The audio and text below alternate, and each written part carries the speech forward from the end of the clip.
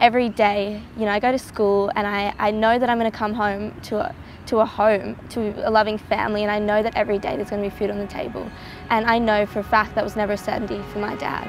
Seeing where my parents grew up in particular, seeing how small the school was and how filthy the streets were. You realise the lack of options, and that's only for us for our food, and you think about people living in extreme poverty, it's about everything.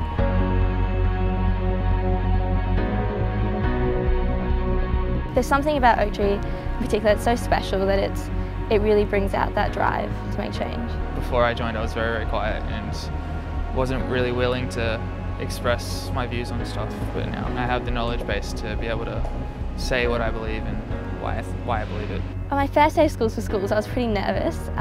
It just surprises me every week how excited everyone is about what we can do. I think that no matter how young you are, you can always make a change. We both really are passionate about what we can do in this generation and not having to wait till we're older. The biggest thing for me has probably been a belief in myself. At the end of the day, I think the most powerful tool that we do have is our voice. There had been the Make Poverty History concert.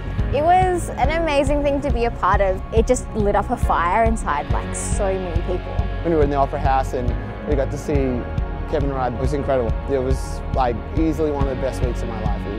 It was fantastic. I'm so glad I did it. Being on the lawns in front of Parliament House and having this feeling that our voice is being heard, even though the walls of Parliament House are pretty thick. But then actually going inside the building and having face-to-face conversations and talking to them one-on-one, realising that we actually did have power and we had influence. We all got on our phones and we all called all our friends and family and whoever we had in our contacts to get them to sign the petition, and just watching the whiteboard just grow, full of names and numbers and people who wanted to end extreme poverty.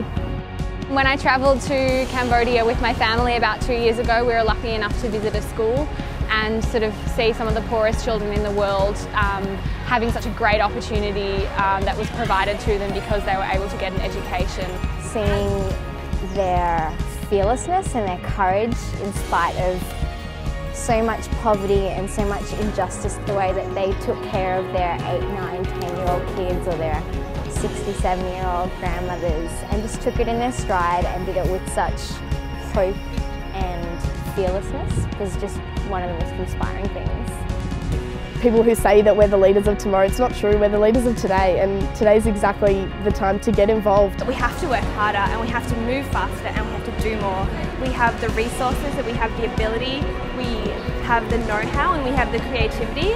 It's just about the will. Are we going to be the generation to do it, or are we going to wait for someone else to do it?